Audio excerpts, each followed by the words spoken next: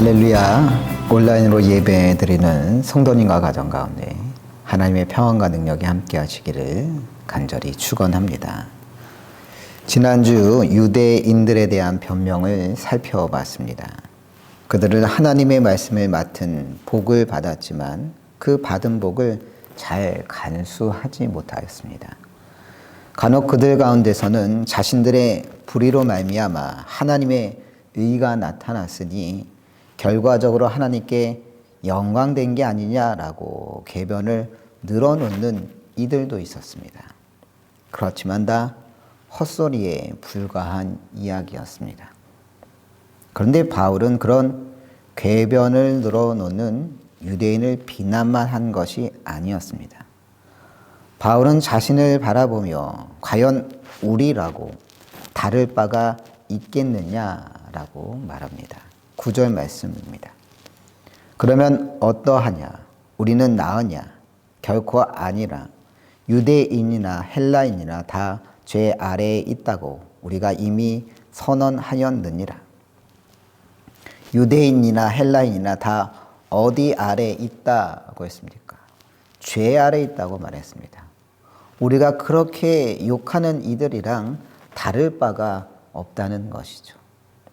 유대인이라고 다를 바 없고 헬라인이라고 다를 게 없다는 말입니다. 그래서 본문 10절, 12절에 걸쳐서 바울 사도는 말합니다. 기록된 바 의인은 하나도 없으며 깨닫는 자도 없고 하나님을 찾는 자도 없고 다 치우쳐 함께 무익하게 되고 선을 행하는 자는 없나니 하나도 없도다. 의인이 얼마나 없느냐? 하나도 없다고 말합니다. 깨닫는 자도 하나님을 찾는 자도 선을 행하는 자도 없다고 말하는데 하나도 없다는 겁니다. 그렇습니다. 이것이 성경이 말하는 인간의 실상입니다. 철저한 죄인의 모습을 가지고 있다고 성경은 말합니다. 그럼 왜 인간은 이렇게 되었을까요? 왜 이렇게까지 망가지게 된 것일까요? 죄인된 인간의 실상을 알려면 하나님께서 인간을 만드신 창조의 이야기를 살펴볼 필요가 있습니다. 하나님께서는 에덴 동산을 창조하시고 단 한 가지의 금기를 말씀하셨습니다. 창세기 2장 16, 17절입니다. 여호와 하나님이 그 사람에게 명하여 이르시되 동산 각종 나무의 열매는 내가 임의로 먹되 선악을 알게 하는 나무의 열매는 먹지 말라. 내가 먹는 날에는 반드시 죽으리라 하시니라. 뭐는 먹지 말라고요? 선악을 알게 하는 나무의 열매, 곧 선악과 열매는 먹지 말라고, 먹으면 반드시 죽는다고 하셨습니다. 사실 이 말씀은 자유의 한계를 설정하신 겁니다. 그것도 아주 넓게 선악과를 제외하고서는 에덴 동산에서 어떠한 행위도 어떠한 열매도 금지되지 않았습니다. 99.99%의 자유가 주어진 것입니다. 인간을 옥죄려고 억압하려고 하신 걸까요? 그럴 의도였다면 수많은 금기사항이 있었어야겠죠. 밤 10시 이후에는 통행 금지다. 헤비메탈은 듣지 마라. 벌거벗고 돌아다니지 마라. 음식 먹을 때는 숟가락, 포크 등을 사용해야지 손으로 집어먹어서는 안 된다. 음식은 익혀서 먹어라. 나쁜 친구 사귀지 마라. 차조심해라. 이런 계명들과 금기들이 있었습니까? 하나도 없었습니다. 다 허용되었습니다. 다 허용하되 딱 하나 선악과만 금하였습니다. 그러니 아담과 하와에게 얼마나 많은 자유를 준 것입니까? 주체하지 못할 만큼의 자유를 준 것입니다. 그런데 인간은 허락하신 수백, 수억, 수천 가지의 자유에 관심을 가진 게 아니라 어디에 관심을 가졌습니까? 딱 하나, 하나님께서 금하신 그 선악과에 집중했던 겁니다. 그래서 어떻게 했습니까? 창세기 3장 6절입니다. 여자가 그 나무를 본즉 먹음직도 하고 보암직도 하고 지혜롭게 할 만큼 탐스럽기도 한 나무인지라 여자가 그 열매를 따먹고 자기와 함께 있는 남편에게도 주매 그도 먹은지라. 허락하신 자유에 감사한 것이 아니라 금하신 딱 한 가지의 정신이 팔려 결국 그 선악과 열매를 먹었던 겁니다. 이게 바로 인간의 악한 본성입니다. 인간은 자신에게 이미 주어진 것에 감사하지 못합니다. 오히려 시시하게 생각합니다. 당연하고 마땅한 것으로만 여깁니다. 아담과 하와의 이 악한 본성을 이어받은 이스라엘 백성들도 똑같은 잘못을 저지릅니다. 어디서 그랬느냐? 바로 출애굽하여 광야에 있을 때 그러했습니다. 민수기 11장 4절 말씀입니다. 그들 중에 섞여 사는 다른 인종들이 탐욕을 품음에 이스라엘 자손도 다시 울며 이르되 누가 우리에게 고기를 주어 먹게 하랴. 이스라엘 백성들이 광야에서 울며 이야기했다는 겁니다. 뭐 때문에? 고기 반찬이 없다고. 어쩜 우리 집 아이들과 똑같은지 모르겠습니다. 우리 집 아이들도 식탁에 고기나 소세지 이런 게 없으면 나 밥 안 먹어. 이런 이야기를 할 때가 있습니다. 그런 모습을 보면 얼마나 화가 나는지. 그런데 이스라엘 백성들이 그랬다는 겁니다. 울면서 고기가 없어요. 고기가 없어. 고기 좀 주세요. 고기 좀. 이랬다는 것이죠. 그런데 광야에서 정말 먹을 게 아무것도 없던 것일까요? 아니었습니다. 하나님께서는 이미 그들에게 먹을 것을 공급해 주고 계셨습니다. 출애굽기 16장 31절입니다. 이스라엘 족속이 그 이름을 만나라 하였으며 가시같이 희고 맛은 꿀 섞은 과자 같았더라.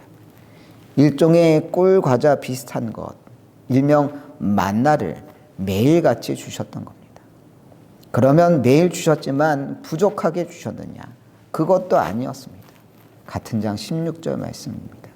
너희 각 사람은 먹을 만큼만 이것을 거둘주니 곧 너희 사람 수요대로 한 사람에 한 오멜씩 거두되 각 사람이 그 장막에 있는 자들을 위하여 거둘지니라 하셨느니라. 한 사람이 한 오멜씩 거둘 수 있게 하셨다고 했습니다. 한 오멜은 2리터에 대략 해당합니다. 충분히 먹을 수 있게 1인당 2리터씩 주셨다는 겁니다. 그런데 먹고 배부를 수 있을 만큼 만나를 먹다 보니 어느새 점점 물리게 된 겁니다. 색다른 것을 먹고 싶어졌습니다. 그래서 민수기 11장 5절과 6절과 같이 말합니다. 우리가 애굽에 있을 때에는 값없이 생선과 오이와 참외와 부추와 파와 마늘들을 먹은 것이 생각나거늘 이제는 우리의 기력이 다하여 이 만나 외에는 보이는 것이 아무것도 없도다.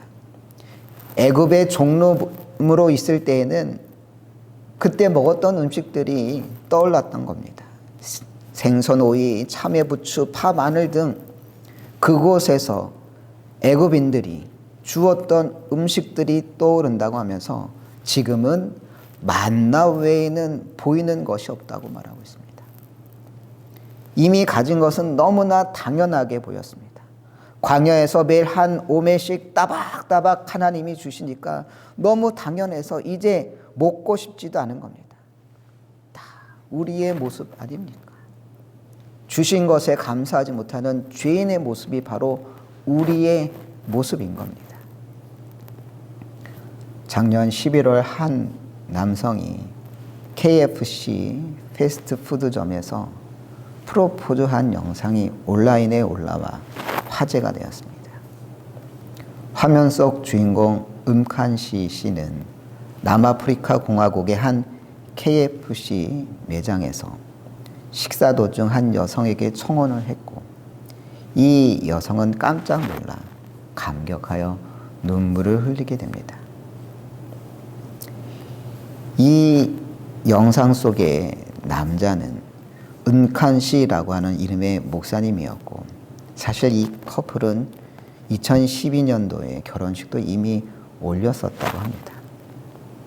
당시 아내에게 선물했던 반지가 마음에 들지 않아 계속 신경이 쓰이던 차에 새 반지를 사서 아내가 평소에 자주 가던 KFC 매장에서 프로포즈하기로 결심을 했던 겁니다.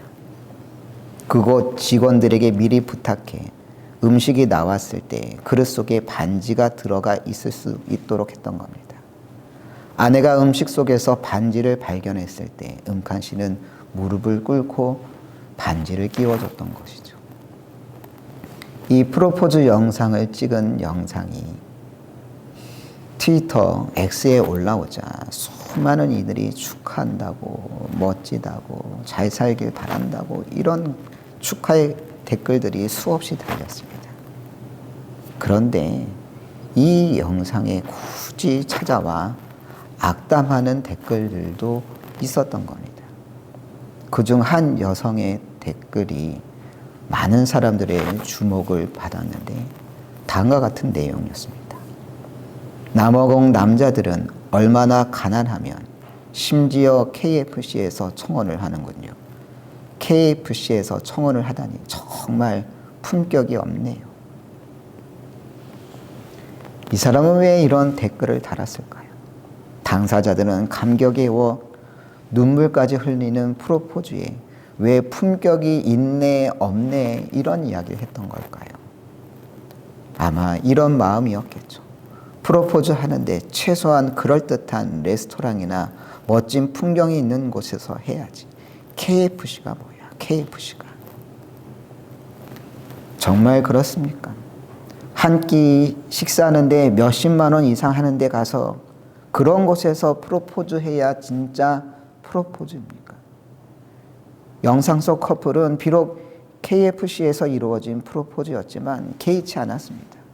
그저 서로가 서로에 대한 애정과 사랑이면 충분했기 때문입니다.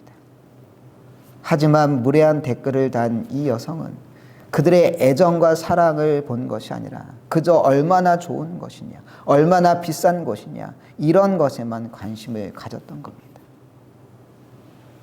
흔히 그런 말 하지 않습니까? 먼 눈에는 뭐만 보인다고. 사람은 자기가 보고 싶은 것만 보기 마련입니다.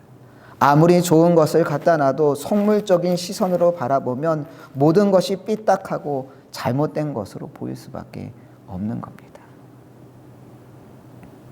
여러분, 건강한 식사는 어떤 식사이겠습니까? 편리한 배달 음식 아니면 줄 서서 먹는 맛집 음식 아니죠. 우리를 건강하게 하는 식사는 매일 집에서 먹는 집밥 아니겠습니까? 여러분, 평범한 은혜에도 감사할 수 있기를 소망합니다. 오늘 평범하지만 은혜 가운데 살아가는 것만으로도 우리는 충분한 은혜를 누리고 있는 줄로 믿습니다. 주님께서는 오늘 우리에게도 그런 만나의 은혜를 허락하실 줄 믿습니다. 비록 만나가 투박하고 화려하지 않아도 매일 살아갈 충분한 힘과 능력이 되는 하나님의 은혜인 겁니다. 하나님께서는 광야 가운데 있는 이스라엘에게만 만나의 은혜를 허락하신 것이 아니라 오늘 우리에게도 그 은혜를 허락하신 줄 믿습니다. 특별하고 대단한 은혜만을 찾는 자가 아니라 오늘 나에게 허락하시는 만나의 은혜로 살아가는 여러분 되시기를 소망합니다. 앞에서 바울 사도는 우리 인간이 얼마나 죄악에 물들어 있는지에 대해서 이야기했습니다. 유대인이나 헬라인 상관없이 의인은 없는데 하나도 없다고 했습니다. 그러면 우리는 어떻게 해야 할까요? 우리는 어떻게 구원을 얻을 수 있을까요?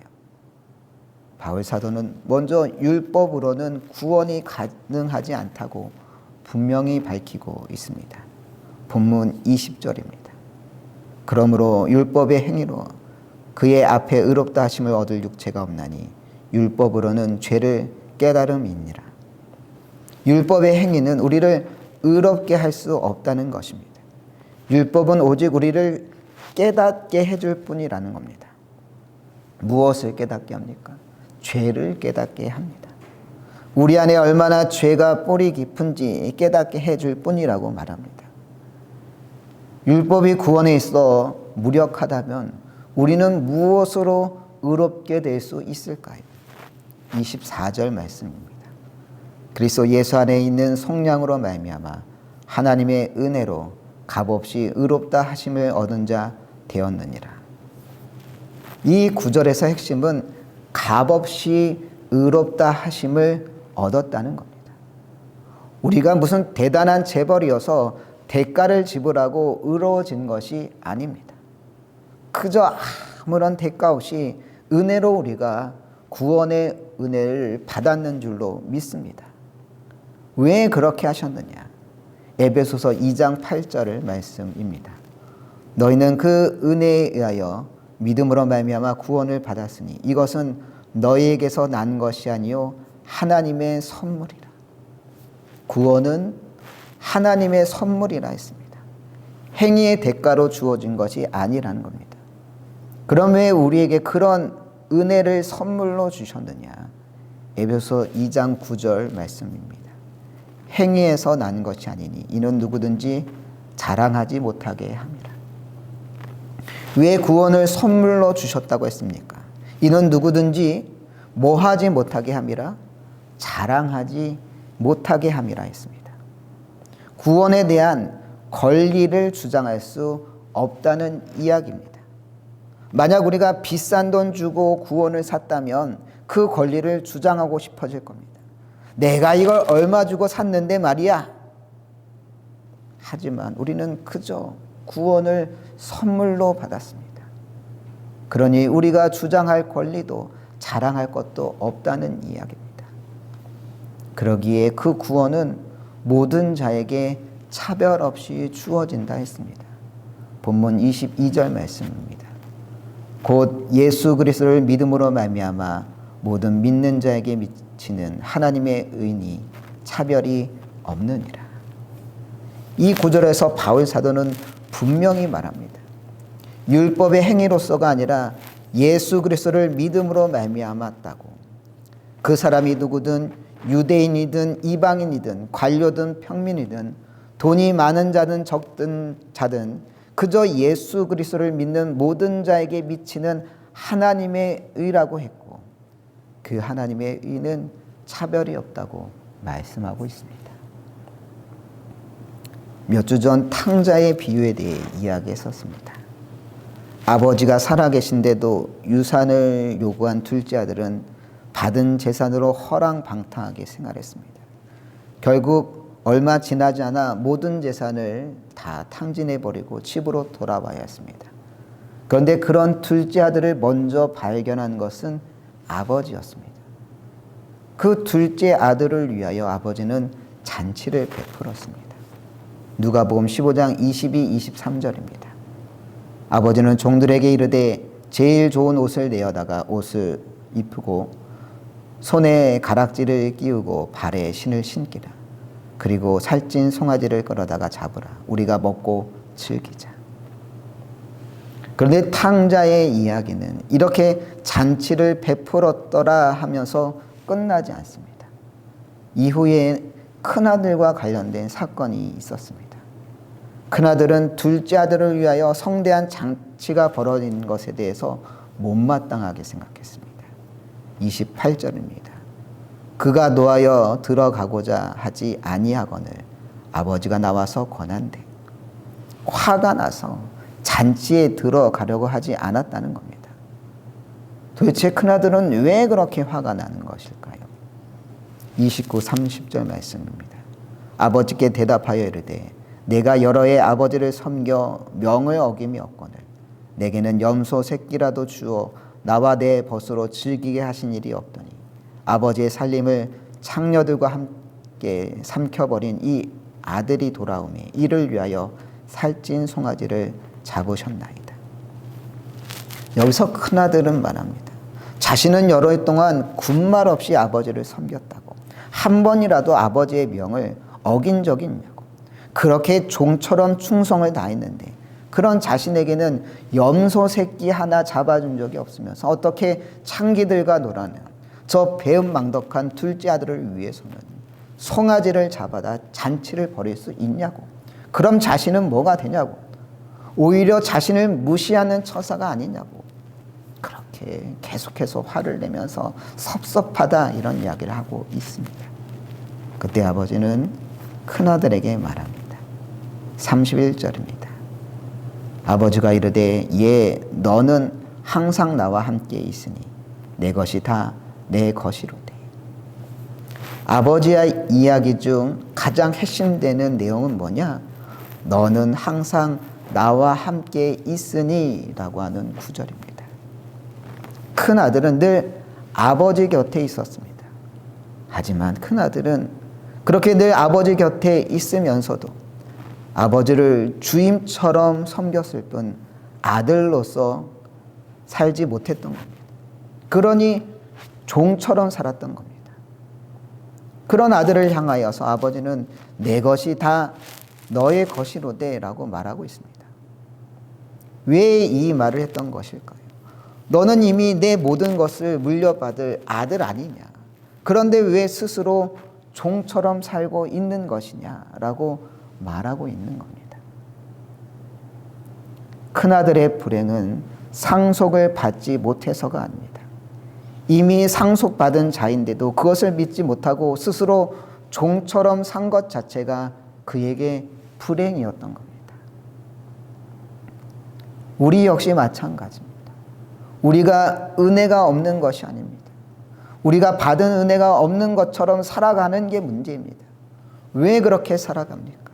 믿음이 없기 때문입니다. 내가 지금 누리고 있는 은혜를 은혜로 알지 못하고 여전히 종처럼 살고 있다 보니 마음의 기쁨은 사라지고 불평과 원망이 커져가기 마련입니다. 나는 이렇게 충성을 했는데 왜 나는 이 모양 이 꼴이냐고 그런 말이 나오는 것이죠. 여러분, 우리가 받은 은혜 중에 은혜는 무엇일까요? 탕자의 비유 속 아버지가 큰 아들에게 말하고 있는 내용 아닙니까? 예, 너는 항상 나와 함께 있으니. 아버지와 함께 하고 있다는 게 가장 큰 은혜라는 겁니다. 여러분은 어떻습니까? 주님과 함께하는 은혜를 누리고 있습니까? 죽을 뻔하다가 살아나야 은혜를 받은 게 아닙니다. 사업이 꼭 망했다가 다시 일어서야 은혜를 받은 게 아닙니다. 매일 별일 없이 주님과 함께하는 삶이야말로 은혜 중에 은혜를 누리는 삶인 줄로 믿습니다. 앞에서 KFC 매장에서 프로포즈한 커플에 대한 이야기를 했었습니다. 근데 이 커플의 이야기는 그렇게 끝나지 않습니다. 남아공 남자들은 너무 돈이 없어서 KFC에서 청혼을 하는군요. 정말 품격이 없네요. 도대체 누가 KFC에서 청혼을 하냐고요? 라고 하는 조롱의 댓글이 오히려 온라인에 더 크게 알려지게 되었고, 그러자 이 가난한 커플을 후원하겠다고 나서는 이들이 우후죽순처럼 생겨나기 시작했습니다. 프로포즈가 진행되었던 KFC 남아프리카 본사에서 이들 커플의 결혼식을 위한 웨딩 플래너를 제공하겠다고 밝혔습니다. 그러자 항공사 쿨룰라는 신혼여행지까지 무료로 비행기로 이동할 수 있도록 돕겠다고 했습니다. 그러자 아우디라고 하는 독일 유명 자동차 업체가 이 커플의 신혼여행 때 이용할 차량을 제공하겠다고 했습니다. 빌도르라고 하는 보석 업체에서는 다이아 결혼 반지를 제공하겠다고 이야기했습니다. 이 이야기 속 주인공 묵한 씨는 이런 갑작스러운 후원에 무척 놀라워하면서 행복하게 결혼식을 진행할 수가 있었습니다. 이후 묵한 씨는 CNN과의 인터뷰에서 이렇게 말했습니다. 우리 부부는 아직도 믿기지 않습니다. 우리는 그저 하나님께 감사하고 우리의 작은 사랑 이야기에 함께 해준 모든 분들께 더할 나위 없이 감사할 수밖에 없습니다. 우리는 모두 죄인입니다. 바울 사도의 고백처럼 의인은 없으되 하나도 없습니다. 하지만 의인이 없다는 바울의 선언은 절망의 이야기가 아니라 오히려 그 죄인을 향하신 하나님의 놀라운 은혜의 고백인 것입니다. 그렇습니다. 주님께서 우리를 살리셨습니다. 이제 우리가 해야 할 일은 죄인을 살리신 주님의 은혜를 누리는 것입니다. 무슨 대단한 것이 필요한 것이 아닙니다. 오늘 나에게 임하시는 만나의 은혜면 충분한 줄로 믿습니다. 그 은혜에 감격하여 은혜로 살아가는 여러분들 되시길 간절히 축원합니다.